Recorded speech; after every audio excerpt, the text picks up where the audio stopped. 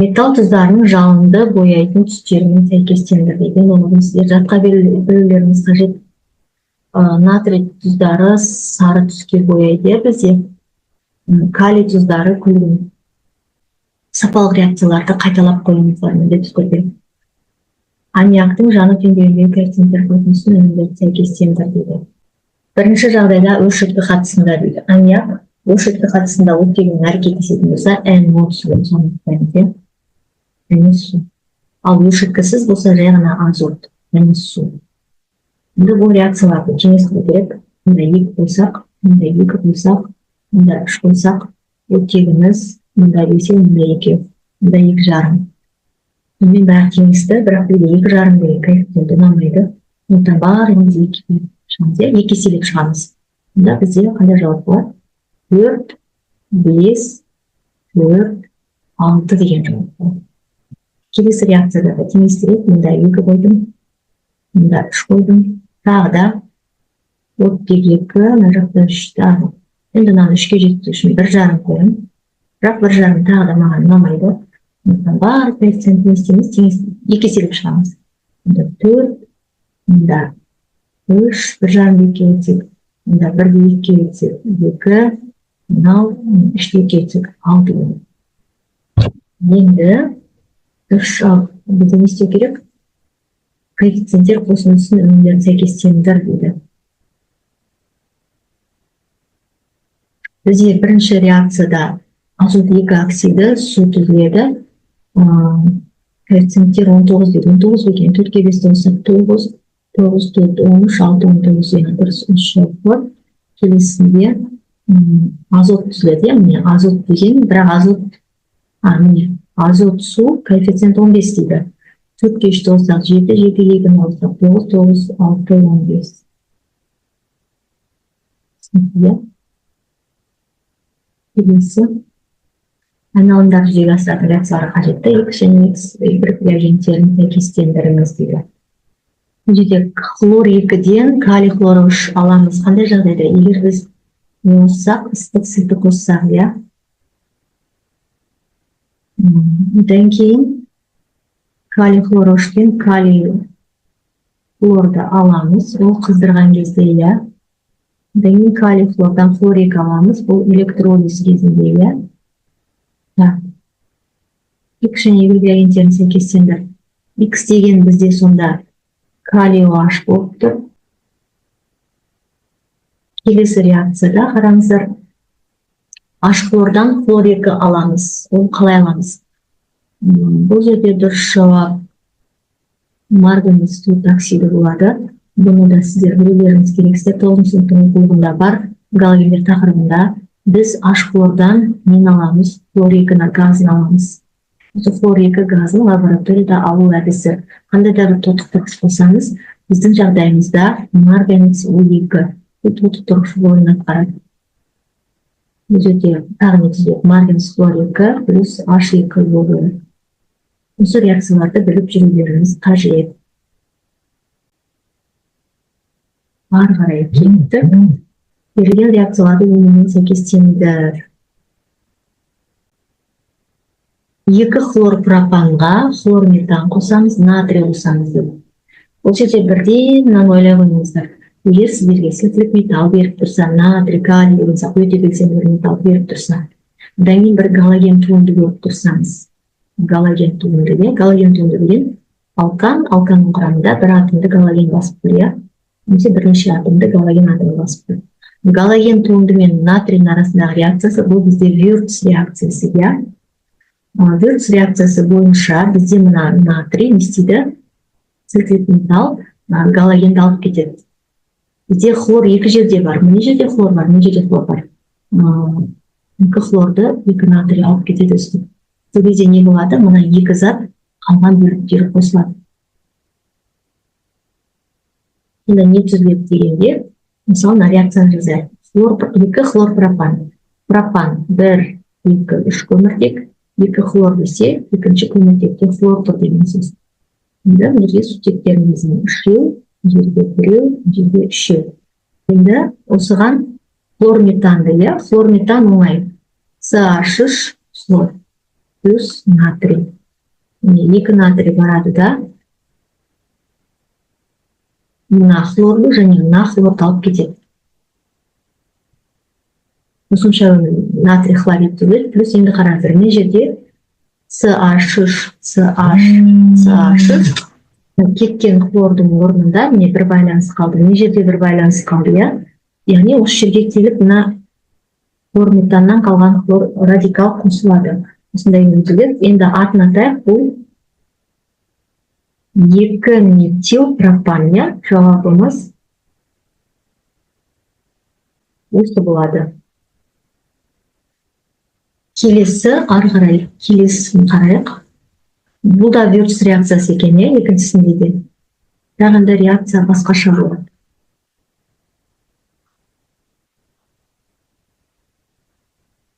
Екі хлор пропан, тағы да екі хлор пропан екен жаңағы.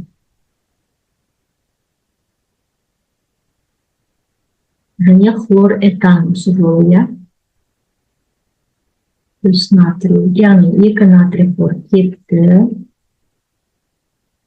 Ендеше мына қараңыздар, бұл жазбай қойын. Мына этил радикалы барады да, оның хлоры кетіп қалды ғой. Мына хлор кетіп қалды натрий. Мына этил радикалы барып, мына жерге тұра қалады. Мұнда не түзіледі бізде? Бұл жерде енді абай боламыз. Өйткені нөмірлеу басқаша жүріп кетеді, иә. Бізде негізгі тізбекте қазір 3 көміртек тұр. Мына этил радикалы қосылған кезде тағы 2 көміртек бар деген сөз, иә. Мына этил радикалын қосқаннан кейін нумерация өзгеріп кетеді, өйткені С2H5-ті біз былай жазсақ та болады, иә. CH2, CH3 десек болады. Сонда бізде негізгі тізбек міне бізде мынау емес, бұл болмайды енді. Нумерация басқаша болады. Енді нумерация былай жүреді бізде. 1, 2, 3, 4 болады. Я біз енді номенклатура бойынша заттарды атағанда ең ұзын тізбекті атаймыз, көміртек саны көп. Яғни осы бағытта кетсек, бізде 4 көміртек болады. Тура бағытта кетсек, жаңағыдай шақ көміртек. Ондықтан біз осы бағытты таңдаймыз. Олай болса бізде мынау радикалға айналып кетеді. Нөмірленбеген көміртегісі бар. Ендеше бізде бұл болады 2 метил, негізгі тізбекте 4 көміртек болғандықтан 2 метил бутан болады. Түсінікті, иә? Келесі. Іске асыру теңдеулерінің жүру жағдайлары мен реакция типін сәйкестендіріңіз дейді. Ашып керек шыңғылығын дейді. Реакция типі керек, иә. Қараңыздар, мынау бізде глюкоза, мынау бізде крахмал, немесе целлюлозаның да формасы осындай. Қайтадан глюкоза болып тұр, иә. Поликонденсация, гидролиз деп айтатын едім. Себебі глюкозадан бізде крахмал, немесе целлюлоза түзілген кезде не болады? Осындай реакция жүреді. Поликонденсация деп айтатын себебі бізде табиғи полимер крахмал түзіледі, иә, немесе целлюлоза. Екеуі де табиғи полимерге жатады. Көріп тұрсыздар ғой, N молекула деген ол көп молекула, мыңдаған, одан да көп молекулалар бірігеді. Бірақ олардан бөлек, полимерден бөлек, төмен молекулалар қосылыс көп жағдайда су түзіледі. Мұндай реакцияны біз поликонденсация деп айтамыз. Одан кейін, керісінше енді мына неден, крахмалдан глюкоза түзілген кезде не болады?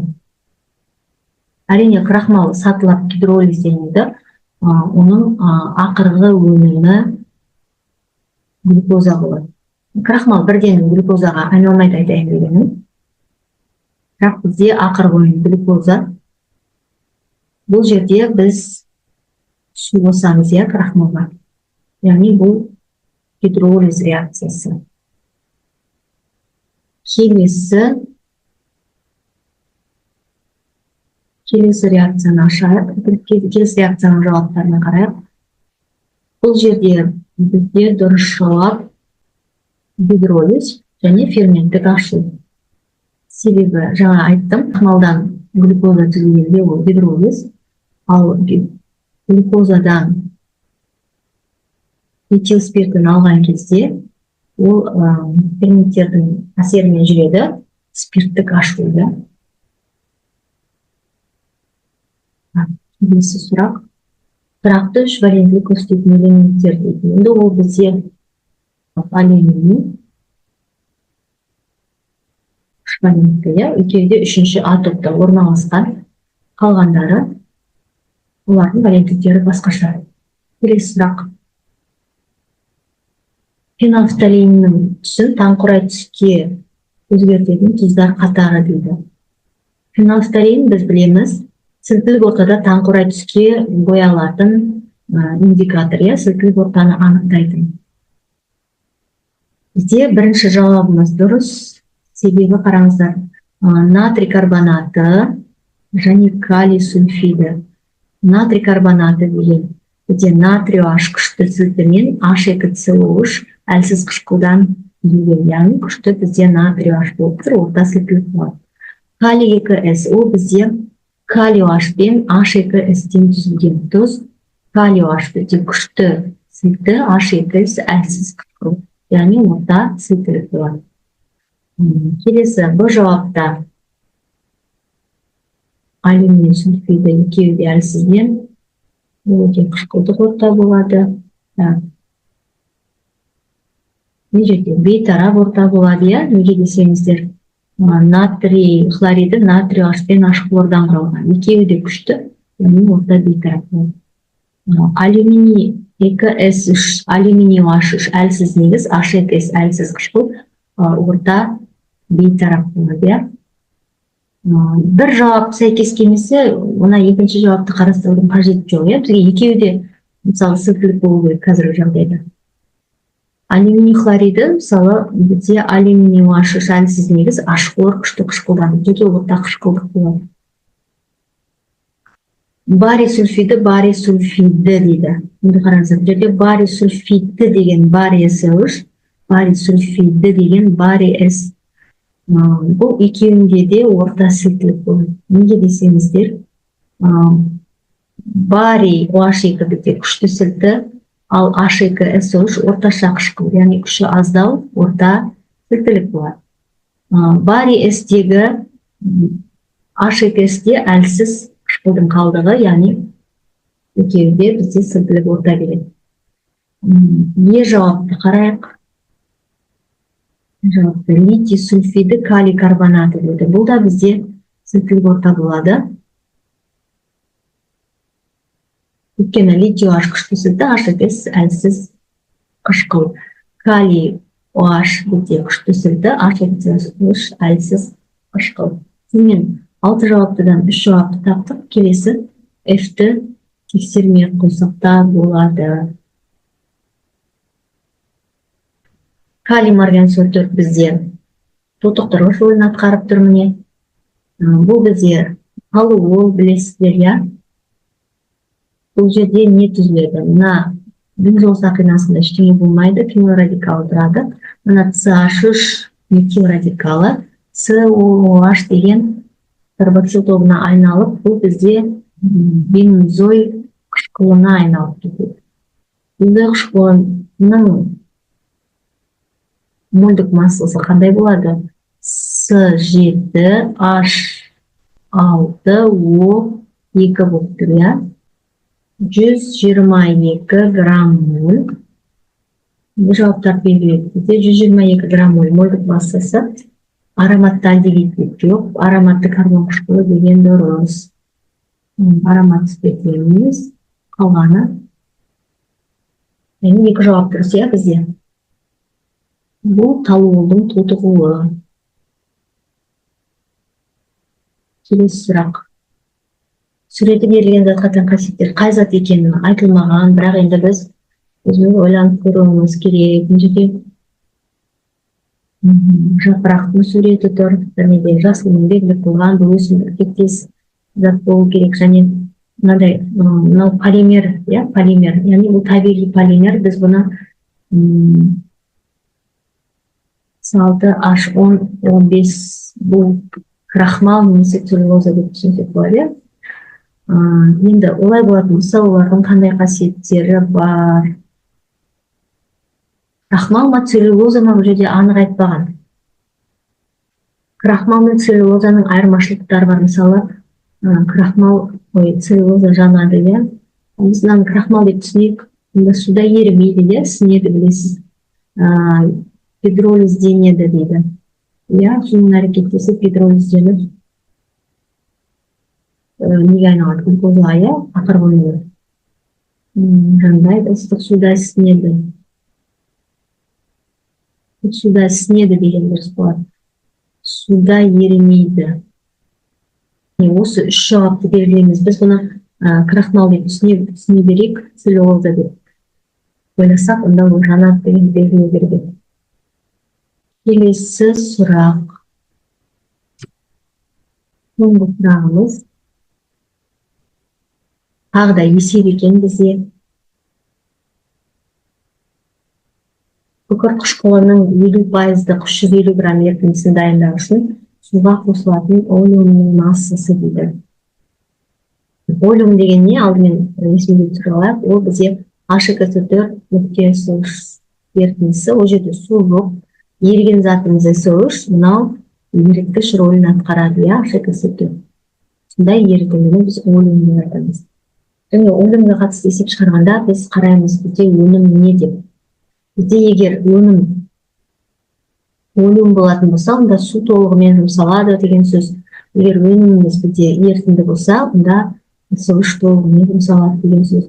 Деген сияқты қорытындыны шығарамыз. Енді бізде күкірт қышқылының 50% 350 грамм ерітіндісін дайындау үшін, яғни ерітінді дайындау үшін бізге не керек? Еріген зат керек.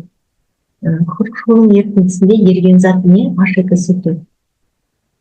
Соны алуға қажетті олеумның массасы керек. Қанша олеумды суға қосамыз, H2SO4 алу үшін кеңестірейік, мұнда екі ойымыз. 350 грамм 50% деген, бұның ішінде еріген заты қандай болатында? 350-ді 0,5-ке көбейтеміз. 175 грамм H2SO4 еріген зат бізге қажет, иә. 175 грамм. Соған қажетті олеум массасы X грамм. Онда астына олеумның молдық массасы бізде H2SO4 98, SO3 80, 178 грамм болады олеумдық, иә. Они астына жазамын 178 грамм деп. Күкірттің молдық массасы 98, оны 2-ке көбейткенде 196 грамм болады, иә, білесіздер. Осыдан болды олеумның массасын таба саламыз. 178-ді 175-ке көбейтіп 196-ға бөлген кезде 158,93 грамм олеум деп шығады екен. Де дұрыс жауап А болады екен. Болды, осымен нұсқамызды талдап біттік.